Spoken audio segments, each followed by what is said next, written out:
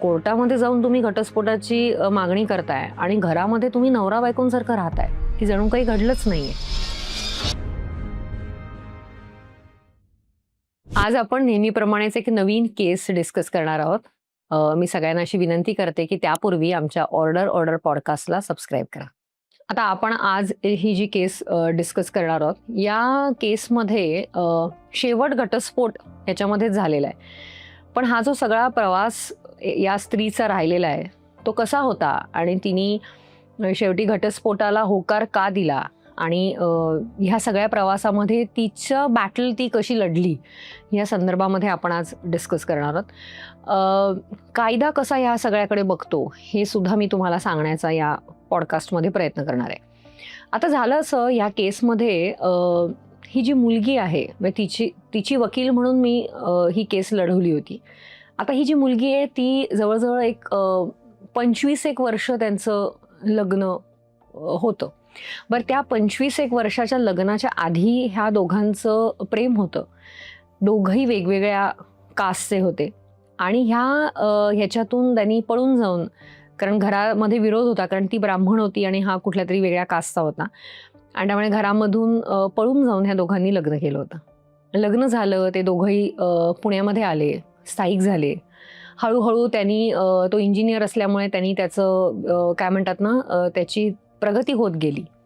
कुठेतरी संसार सांभाळायचा, मी त्याचं सगळ्या गोष्टी मी स्वतः बघेन, यामुळे ह्या अंडरस्टँडिंगमध्ये दोघांच्याही ती घरात राहिली. तिने 2 पावलं तिची मागे ठेवली, त्याला तिने पुढे जाऊन दिलं आणि असं करता करता त्यांची घरं झाली, काही प्रॉपर्टीज झाल्या, काही पैसे अडका साठला. या सगळ्यामध्ये त्यांना 2 मुलं झाली. जेव्हा त्यांना दुसरा मुलगा झाला तेव्हा मुलगा हा जेव्हा थोडा मोठा झाला त्याला एक लक्षात आलं की त्या लिव्हर ट्रान्सप्लांट करण्याची गरज आहे. आईची जेव्हा टेस्ट करण्यात आली की तेव्हा आई तिचा लिव्हरचा काही भाग देऊ शकते असं निश्चित झालं. आणि अर्थात ती आई आहे, ती म्हणजे मुलाला वाचवण्यासाठी म्हणतात ना, जीवाचं रान करते, तसं त्या पद्धतीने तिने ते सगळं देऊ केलं. तीही एका मोठ्या सर्जरीमधनं गेली, कारण शेवटी लिव्हरचा काही भाग देणं म्हणजे आता हे सगळं मेडिकल ह्याच्यामध्ये गेलं. पण मी ते न सांगता वरवर तुम्हाला सांगते, जेव्हा लिव्हरचा काही भाग जेव्हा देण्याची वेळ आली आणि तिने ती दिली त्यावेळेला तिच्याही आयुष्यामध्ये खूपसे बदल पुढे जाऊन झाले. शारीरिकदृष्ट्या झाले, मानसिकदृष्ट्या झाले आणि पुढे जाऊन तो परिणाम कुठेतरी संसारावर पण होत गेला. आता जेव्हा लिव्हर ट्रान्सप्लांट झालं, ही मोठ्या सर्जरीमधनं गेली, मुलगा वाचला, मुलाचं सगळं पुढे जाऊन, कारण त्याच्याही काही गोष्टीच्या संदर्भामध्ये प्रिकॉशन्स घेणं गरजेचं होतं. दोघंही नवरा बायको त्याच्यामध्ये करत होते. तिच्या माहेरच्या लोकांनी याच्यामध्ये खूप मोठं कॉन्ट्रीब्युशन दिलं. फायनान्शियल असेल, काही काय म्हणतात ना, डोनेशन गोळा करणं असेल, किंवा कारण मोठी सर्जरी होती, कारण एवढा मोठा पैसा जरी आपण कितीही ओतला तरी तो कमीच पडतो. तर त्या पद्धतीने काही लोकांनी त्यांना पुढे येऊन मदत केली होती. तर त्या संदर्भामध्ये काही मदत करणं असेल, हे पण तिच्या माहेरच्या लोकांनी केलं होतं. सो असं एकंदर सगळं तर त्या मुलाचं लिव्हर ट्रान्सप्लांटचं काम झालं. त्या दोघांमध्ये फिजिकल रिलेशनशिप काही काळासाठी येऊ शकले नाहीत, कारण ती पण स्वतः मोठ्या सर्जरीमधनं गेली होती. याच दरम्यान कुठेतरी त्याच्याकडनं दुरावा हा वाढत गेला. सिच्युएशन सांभाळून घेण्याची, समजून घेण्याची गरज होती खरं तर, पण तसं न करता त्याच्याच ऑफिसमधल्या एका कलिग बरोबर याच दरम्यान त्याचं अफेअर सुरू झालं. आता हे अफेअर हिला कसं कळलं, तर जेव्हा जुना फोन जेव्हा त्यांनी त्याच्या मोठ्या मुलीला वापरायला दिला होता, त्यावेळेला साधारण ती शाळेमध्ये 9वी-10वीमध्ये असावी, त्यावेळेला तिला काही मेसेजेस, वडिलांचे जुने मेसेजेस त्या मोबाईलमध्ये सापडले. सो हे सगळं जेव्हा बायकोला सुद्धा कळलं तेव्हा बायकोनी त्याला विचारलं. त्यांनी हो नाही मध्ये अशी नीटशी काही स्पष्टीकरण न देता उत्तर दिली, पण त्याच्या वागणुकीमधनं तिला हे प्रकर्षाने जाणवत होतं. पुढे जाऊन जसं मी मगाशी म्हटलं, कधीतरी चांगलं वागायचं, कधीतरी वाईट वागायचं. तो चांगलं पण कधीतरी वागत असल्यामुळे बायकोला असं वाटलं की कधीतरी गोष्टी सुधारतील. पदरात 2 मुलं होती, त्यातला दुसरा मुलगा कसा बसा वाचला होता. तिच्याही सर्जरीमध्ये, तिच्याही शारीरिक ह्याच्यामध्ये खूप सारे बदल झालेले होते. त्यामुळे गोष्टी सांभाळून घेतल्या तरच संसार टिकेल, या तत्वावरती तिने पुढे आपल्या संसाराची गाडी पुढे ढकलत नेली. पण झालं असं की या दरम्यान हे दोघं एकत्र राहत असताना नवऱ्यानी फॅमिली कोर्टामध्ये घटस्फोटाची केस दाखल केली. आता घटस्फोटाची केस जेव्हा दाखल केली तर त्याच्यामध्ये ह्यांनी ज्या घटना खरं तर कधी घडल्याच नाहीत, या संदर्भामध्ये त्यांनी त्याच्यामध्ये नमूद केलं. अतिशय क्षुल्लक कारणं होती. कारणं काय होती, तर ही जी आहे, मी हिला सांगतोय की तू बाहेर पड, तू शिक्षण घे. मुलं इंग्लिशमध्ये बोलतात, तर तू सुद्धा इंग्लिश शिक जाऊन बाहेर. तुला इंग्लिश आलं पाहिजे. मुलांशी इंग्लिशमध्ये इंटरॅक्शन कर. सो मुलांना त्याच्यामुळे मुलांना सवय होईल. पण ही करत नाही. पुढे हिला शिक्षण घ्यायचा उत्साह नाही, इच्छा नाही. घरामध्ये बसून फक्त माहेरच्यांची गप्पा मारते आणि माहेरची लोक ह्याच्यामध्ये इंटरफेअर करतात आणि त्याच्यामुळे आमच्यामध्ये वाद होतात. आमच्यामध्ये शारीरिक संबंध हे कधीपासूनच थांबलेले आहेत. त्यांनी त्या सर्जरीची घटना लिहिली आणि तेव्हापासून हे शारीरिक संबंध थांबलेले आहेत. आज या सगळ्यामुळे मला डायबिटीज झालाय, मला डॉक्टरांनी चालायला सांगितलं, हे करायला सांगितलंय, मला काय डाएट पाळायला सांगितलंय, माझ्या डोक्याला मनस्ताप होतोय, असं त्यांनी त्याच्यामध्ये नमूद केलं. आणि मी माझे जे काही फायनान्शियल ऑब्लिगेशन्स आहेत towards my children and towards my wife, हे मी सगळे पूर्ण करतोय, असं त्यांनी अतिशय मोघम स्वरूपामध्ये कुठलंही फारसं स्पष्टीकरण न देता क्षुल्लक कारणाने ही घटस्फोटाची केस दाखल केली. खरं तर सुरुवातीला या केसमध्ये बायकोकडून मी नव्हते, मी खूप नंतर आलेली आहे. म्हणजे जेव्हा हिअरिंगला मॅटर लागले त्यावेळेला मी आली आहे. पण तरी म्हणजे सुरुवातीचं जे काही मला तिच्याकडून जी काही माहिती मिळाली ती दुसऱ्या वकिलांकडनं त्या या केसमध्ये हजर झाली आणि नवरा घटस्फोट मागतोच आहे म्हणून तिने त्याच्याशी बोलायला सुरुवात केली की तुला नक्की हवंय काय. तर तो म्हणाला नाही, मला तुझ्याबरोबर राहण्याची इच्छा नाही आहे आणि मला घटस्फोट पाहिजे. सतत तो हे म्हणत असल्यामुळे घटस्फोटच मला पाहिजे, घटस्फोटच मला पाहिजे, त्यामुळे तिच्यावरती सुद्धा मानसिक तणाव तिचा वाढत होता. कारण घरामध्ये तो बरा वागतोय, कधीतरी वाईट वागतोय, पण कोर्टात येऊन मात्र घटस्फोटासाठी भांडतोय, अशी तिची द्विधा मनस्थिती होती. त्यांनी त्यावेळेला सुरुवातीला त्यांनी तिला हे सांगितलं होतं की मी तुला काही देणार नाही, कारण ती एका छोट्याशा शाळेमध्ये नोकरी करायला लागली होती त्या दरम्यान, त्यामुळे तुला मला काही देणं लागत नाही, मुलांचं जे शिक्षण आहे तेवढंच मी फक्त करेन आणि जे राहतं घर आहे, जे जॉईंट प्रॉपर्टी होती ते तसंच राहील, असं त्यांनी. मी तुझ्या नावाने काही घर करणार नाही, पण जॉईंट प्रॉपर्टी ती तशीच राहील, असं त्यांनी तिच्यासमोर अटी ठेवल्या. या कुठेतरी अटी तिला मान्यच नव्हत्या, कारण अख्खं आयुष्य तिने त्या संसाराला दिलं होतं. शाळेतल्या नोकरीतनं 10-15 हजारातनं अख्खं पुढचं आयुष्य तिचं होणार नव्हतं आणि अशा सगळ्या द्विधा मनस्थितीमध्ये ती होती. म्हणजे तिला संसार करायचाही होता आणि नवऱ्याला तो करायचा नसल्यामुळे ते कुठेतरी तिच्यावरती तेही दडपण होतं की नक्की मी काय केलं तर गोष्टी नीट होणार आहेत हे तिला समजत नव्हतं. मधल्या काळामध्ये माझ्याकडे ती अप्रोच झाली. मग ती माझ्याकडे आली आणि ती म्हणली की मॅडम हे असं असं चाललंय आणि बरेच दिवस ही केस अशी पेंडिंग आहे, काही पुढे होत नाहीये आणि मला अशी इच्छा आहे की तुम्ही पुढे जाऊन ही केस चालवावी.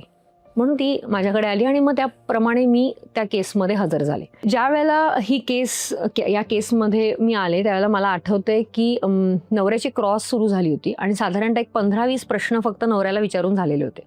अर्थात मी पुढे क्रॉस घ्यायची म्हटल्यावरती मी तिच्याशी जेव्हा रिटर्न स्टेटमेंट पण वाचलं आणि तिची जेव्हा माहिती घेतली ना त्यावेळेला मला एक जाणवलं की ती मला हे सांगत होती की मॅडम नवरा जो आहे माझा घरामध्ये कधीतरी चांगला वागतो. कुठलाही जर सण असेल तर त्या सणाला म्हणजे पाडवा आहे तर पाडव्याला मला तो माझ्याकडनं ओवाळून घेतो किंवा त्याचा वाढदिवस आहे तर तो आम्ही एकत्र साजरा केला आहे, दोन्ही मुलांनी साजरा केला आहे, मी आणि तो मिळून एकत्र बाजूला बसलोय, मी त्याला ओवाळलं आहे, असेही माझ्याकडे काही फोटोग्राफ्स आहेत. महत्त्वाचं म्हणजे तिने अजून मला एक सांगितलं की या दोघांमध्ये एकत्र राहत असताना फिजिकल रिलेशनशिप पण आलेले आहेत. म्हणजे घटस्फोटाची केस सुरू आहे, कोर्टामध्ये जाऊन तुम्ही घटस्फोटाची मागणी करताय आणि घरामध्ये तुम्ही नवरा बायकोंसारखं राहताय की जणू काही घडलंच नाहीये. मग ह्या अशा दोन विरोधाभासी वागणुकीमुळे मी तिला विचारलं की नक्की तुला काय पाहिजे, ते फार महत्त्वाचं आहे. कारण असं आयुष्य जगण्यातही काही अर्थ नाहीये. संसार जरी आपण टिकवायचा म्हणला तरी त्याला कोर्टामध्ये जाऊन तो परत ते भांडण करणारच आहे. तर तुझी इच्छा काय. तर तिचं असं म्हणणं पडलं की मॅडम तो मला हवे तसे कुठेही म्हणजे मला पैसे असे हवे नाही आहेत, पण माझं कुठेतरी पुढचं भविष्य सिक्युअर राहावं अशी कुठलीही घटना तो करत नाही आहे.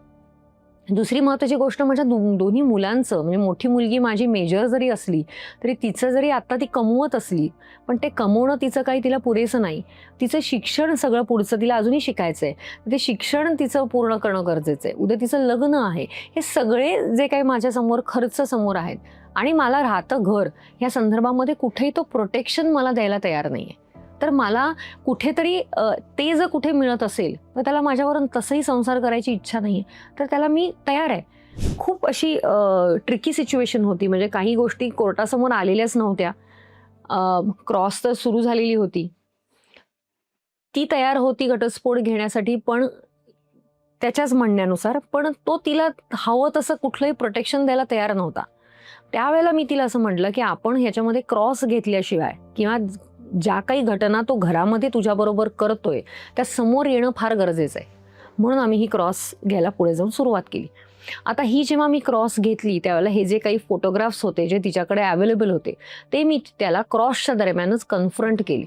त्याला मी विचारलं, की हे तू पाडव्याचा फोटो आहे, हा गेल्या वर्षीचा पाडव्याचा फोटो आहे किंवा या वर्षीचा तुझा वाढदिवस एकत्र साजरा केला त्याचा फोटो आहे. बायको तुला घास भरवतीये केकचा, हे यावर्षी घडलेली घटना आहे. सगळ्याला त्यांनी होकार दिला. जेव्हा मी त्याला हा प्रश्न विचारला, की तुमच्या दोघांमध्ये आज तुम्ही एकत्र राहताना फिजिकल रिलेशनशिप येत आहेत, त्याला तो नाही म्हणाला. ही घटना घडल्यानंतर आणि क्रॉसमध्ये मी त्याला अनेकत्र प्रश्न विचारले, जसे की मुलीला जो काही मोबाईल सापडला होता, ते काही मेसेजेस होते, त्या संदर्भामध्ये कन्फ्रंट केलं.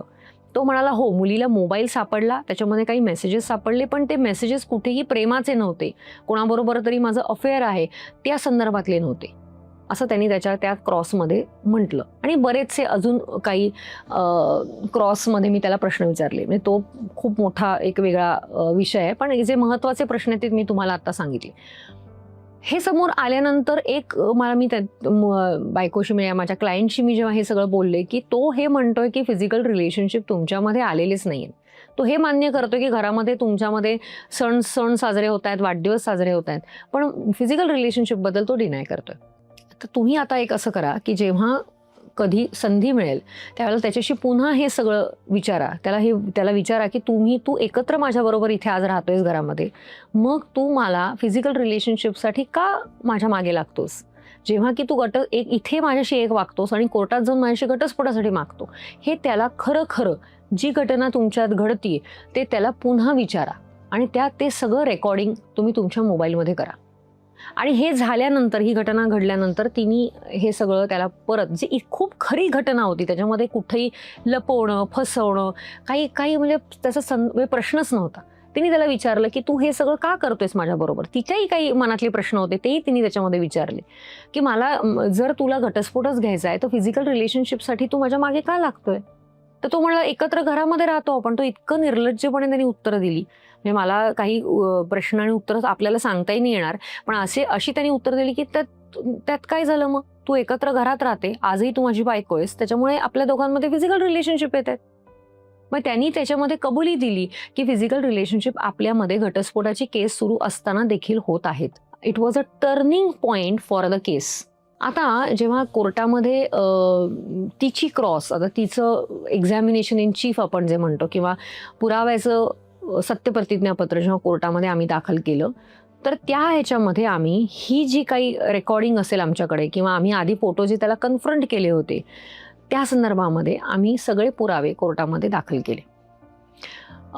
हे जे रेकॉर्डिंग आहे त्याचं आम्ही ट्रान्स्क्रिप्ट तयार केलं. ट्रान्स्क्रिप्ट आणि इंडियन एव्हिडन्स ॲक्टच्या सेक्शन 65B प्रमाणे जे सर्टिफिकेट देणं आम्हाला आवश्यक असतं, ते सुद्धा आम्ही दाखल केलं. आणि असं रेकॉर्डिंगमध्ये जे काही त्या दोघांमध्ये जे संभाषण आहे ते आम्ही कोर्टामध्ये दाखल केलं. पेनड्राईव्ह कोर्टामध्ये दिला, की ते जे काही ऑडिओ आमच्याकडे उपलब्ध झालं होतं ते सुद्धा आम्ही दाखल केलं. हे झाल्यानंतर कोर्टाने त्याला अर्थातच आम्ही पुरावा कायद्याची सगळी पूर्तता केली असल्यामुळे त्याला निशाणी क्रमांक, म्हणजे त्याला एक्झिबिट नंबर आपण म्हणतो, ते दिलं आणि पुराव्यासाठी ते ग्राह्य धरलं गेलं. आणि ह्यामुळे त्याच्या पायाखालची जमीन सरकली.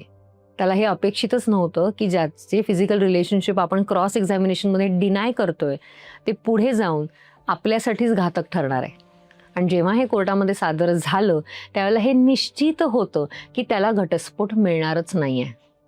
इवन याच्यामध्ये आपल्या माननीय जज साहेबांनी सुद्धा खूप मोठा रोल केला, की त्यांनी सुद्धा त्याला समजवायचा प्रयत्न केला की तुला घटस्फोट हवाय, तुला बायकोबरोबर राहायचं नाहीये आणि तू हे सगळ्या जर घटना घडवत असशील तर कुठेतरी घटस्फोट तर तुला मिळणारच नाहीये आणि तुझं याच्यामध्ये चुकतंय. 2 तरुण मुलं आहेत, संसार करणं हे अत्यंत म्हणजे प्रामाणिकपणे संसार करण्याची गरज आहे. असं असताना तुझ्या काही गोष्टींमुळे असेल किंवा आपण त्याच्यामध्ये आरोप प्रत्यारोपात न जाता अननेसेसरीली जेव्हा तू घटस्फोट मागतोयस तेव्हा हे गैर आहे आणि त्याच्यामध्ये पुढे जाऊन हा घटस्फोट मिळणार देखील नाहीये. समजवण्याचा खूप प्रयत्न केला, पण तो त्याच्या मताशी इतका ठाम होता की मला जर घटस्फोट मिळणार नसेल तर ठीक आहे, पण मला हिच्याबरोबर आता राहायचं नाही असं म्हणून तो घरामधनं बाहेर पडला. तो दुसरीकडे जाऊन राहायला लागला आणि त्यांनी एक सांगितलं की मला काही झालं तरी मला हायकोर्ट असेल, सुप्रीम कोर्ट असेल, काय त्यांनी त्याच्या डोक्यामध्ये घेऊन ठेवलं होतं मला माहित नाही, पण ते डोक्यात घेऊन त्यांनी असं सांगितलं की नाही, मला काही करून घटस्फोट हवाच आहे. कुठेतरी मला या सगळ्या केसमध्ये एक जाणवलं, कुठेतरी मेल इगो हा कुठेतरी त्याचा खूप त्याच्यावरती हावी धरत होता. म्हणजे माझ्या इच्छेप्रमाणे घटना घडत नाहीत, माझे मेसेजेस घरामध्ये उघडकीला आणून माझीच मुलगी मला प्रश्न विचारते, त्यासाठी माझ्या ह्या जेव्हा मेसेजेस सापडतात तेव्हा माझ्या म्हणजे त्याच्यामध्ये माणसाच्या घरामध्ये या गोष्टी जेव्हा कळल्या किंवा हिच्या माहेरी जेव्हा गोष्टी कळल्या, तो कुठेतरी त्याला तो इगो त्याचा कुठेतरी तो दुखावला गेल्यामुळे तो म्हणाला की आता हे सगळं आलं ना बाहेर, आता मी राहणारच नाही असं म्हणून त्यांनी ते गोष्टी त्या वाढवत नेल्या. कारण खरं तर या केसमध्ये बाकी काहीच नव्हतं. बायको खरंच जेन्युइन होती, तिने संसार करायचा मनापासून जेन्युइनली प्रयत्न केला होता. त्यामुळे कारण हेच असावं असं मला एक प्रकर्षाने जाणवत होतं. आम्ही दोघी जणी म्हणजे मी आणि माझी क्लायंट हे पुन्हा जेव्हा या संदर्भामध्ये बोललो, कारण जज साहेबांनी समोर एक प्रपोजल मांडलं होतं की नाही मग त्याला राहायचंय तर तुम्ही तोही विचार करा. त्यानुसार आम्ही दोघी जणी जेव्हा चर्चा केली तेव्हा तिचंही मत असंच झालं की मॅडम मी किती ताणू हे नातं, कारण काही उपयोगच नाहीये, कारण तो माझ्याबरोबर तो राहायलाही तयार नाही आणि अशा सगळ्या कोर्ट कचेऱ्यांसाठी कोर्टामध्ये सतत येणं आणि बाकीच्या सगळ्या गोष्टी मॅनेज करणं हे माझ्यासाठी फार फार अवघड आहे आणि तो पैसे पण इतके थोडेच देतोय की त्याच्यामध्ये भागवणंही कठीण आहे. बरं, सुरुवातीला ह्यांचं जेव्हा केस फाईल झाल्यानंतर किंवा रिटर्न स्टेटमेंट ह्यांचं जेव्हा फाईल झालं त्यावेळेला पण आपण जसं मगाशी म्हटलं डिस्कशन झालं होतं त्यावेळेला तो द्यायला काहीच तयार नव्हता. पण आता ती पूर्ण केस फिरलेली होती. काही एव्हिडन्सेस कोर्टामध्ये समोर आलेले होते, क्रॉस एक्झामिनेशनमध्ये तो बऱ्याच ठिकाणी पकडला गेलेला होता, त्यामुळे पूर्ण चित्र बदललेलं होतं. त्यामुळे जेव्हा ह्या संदर्भात म्हणजे आता ठीक आहे तुम्ही घटस्फोटच मागताय ना, आम्ही घटस्फोट द्यायला तयार आहोत, या संदर्भात जेव्हा आमची चर्चा झाली त्यावेळेला मात्र त्यांनी असं सांगितलं की ठीक आहे, आता मी घर पूर्ण अख्खं तिच्या नावाने द्यायला तयार आहे, मुलांचं सगळं शिक्षण, मुलीचं लग्न मी करायला तयार आहे आणि एक मोठी अमाऊंट मी तिच्या नावाने मुलांसाठी आणि तिच्यासाठी द्यायला तयार आहे. जेव्हा ही अमाऊंट आम्ही ऐकली आणि आम्हाला जेव्हा त्या दोघा मुलांच्या नावाने जेव्हा घर होणार आहे हे जेव्हा आमच्या समोर आलं त्यावेळेला ही खूप आमच्यासाठी मोठी गोष्ट होती. त्यामुळे एखादं नातं जेव्हा तुटतं किंवा लग्न तुटतं ही काही गोष्ट काही म्हणजे अभिमानास्पद नाही आहे, अत्यंत दुर्दैवी असतं. कारण ते नुसतं एक म्हणतात ना नवरा बायकोंचा घटस्फोट होत नाही तर त्याचा निश्चित परिणाम त्या मुलांवरती देखील होत असतो आणि समाजावरती देखील निश्चित होत असतो. संसार वाचवायचा प्रयत्न केला होता परंतु त्यातनं काही फ्रुटफुल असं काही येणारच नव्हतं हे आम्हाला वेळोवेळी दिसत होतं. म्हणूनच असेल तिने अत्यंत शहाणपणाने किंवा समजूतदारपणे किंवा ग्रेसफुली आपण असं म्हणू, जेव्हा तिने ठरवलं की या लग्नातनं आपण बाहेर पडायचंय, तिच्यासाठी हा निर्णय पण खूप मोठा आणि अवघड निर्णय होता. पण एखाद्या व्यक्तीच्या इतकं मागे लागून देखील किंवा त्याची विनवणी इतक्या वेळा करून देखील त्यातनं जर काही फ्रुटफुल येतच नसेल आणि तर कुठेतरी स्वतःचा एक स्वाभिमान जपण्यासाठी आणि आयुष्य स्वतःच्या पद्धतीने किंवा एक शांततेचं जगता यावं असं म्हणूयात आपण, म्हणून असेल म्हणून तिने हा निर्णय घेतला. जे पूर्वी होऊ शकत नव्हतं, जी सिक्युरिटी असेल किंवा पूर्वी तिला जे काही फायनान्शियली गोष्टी आवश्यक होत्या जगण्यासाठी त्या नवरा जेव्हा देत नव्हता ती सिच्युएशन पूर्ण बदललेली होती. म्हणूनच तिने शेवटी जेव्हा गोष्टी तिच्यासारख्या झाल्या त्यावेळेला हा घटस्फोटाचा निर्णय घेतला आणि त्यानुसार म्युच्युअल कन्सेंट डिवोर्समध्ये या सगळ्या अटी शर्ती नमूद करून घटस्फोट हा कोर्टाने ग्राह्य केला.